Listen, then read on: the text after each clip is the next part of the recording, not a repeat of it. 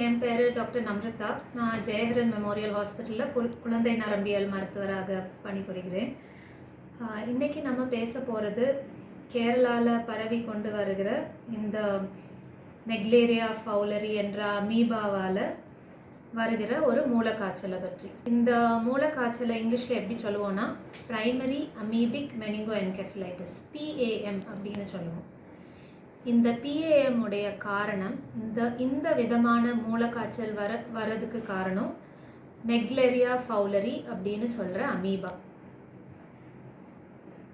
இந்த மூலக்காய்ச்சலால் பாதிக்கப்பட்டோன்னா 97% டெத் ஆகிறதுக்கு வாய்ப்பு இருக்குது. மூலக்காய்ச்சல் அப்படின்னு சொன்னோன்னா எல்லாத்துக்கும் சிம்டம் ஒரே மாதிரி தான். சிம்டம் ஹெட்டேக்காக இருக்கலாம், காய்ச்சல். சும்மா வர எல்லா ஹெட்டேக்கும் மூலக்காய்ச்சல்னு சொல்ல முடியாது இல்லையா? ஸோ காய்ச்சலோடு வர தலைவலி, காய்ச்சல் தலைவலியோடு சேர்ந்து வாந்தி, நினைவில் கம்மி, நல்லா பேசிகிட்டு இருந்தவங்க ரொம்ப தூங்கிட்டு இருக்கிறாங்க, இல்லாட்டினா எழும்ப மாட்டேங்கிறாங்க, வெட்டு, இதெல்லாம் இந்த பிரெயின் இன்ஃபெக்ஷனுடைய சிம்டம்ஸ். ஸோ ஃபர்ஸ்ட் திங் நம்மளுக்கு மார்ட்டாலிட்டி ரேட், அதாவது அமீபிக் என்கெஃபலைட்டிஸால் பாதிக்கப்படுறோன்னா death rate 97%.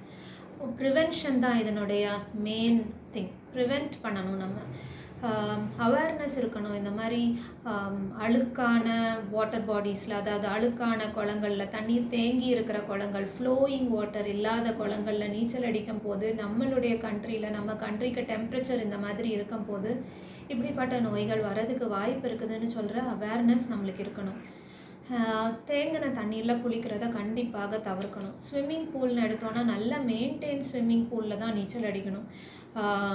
Chlorinated swimming pools, நல்ல வெல் மெயின்டைன் குளோரினேட்டட் ஸ்விம்மிங் பூல்ஸில் தான் இது பண்ணணும். இதையும் மீறி இல்லை எனக்கு கண்டிப்பாக இந்த தண்ணியில் குளிக்கணும்னு இருந்ததுன்னா நோஸ் கிளிப்ஸ் யூஸ் பண்ணிக்கலாம்.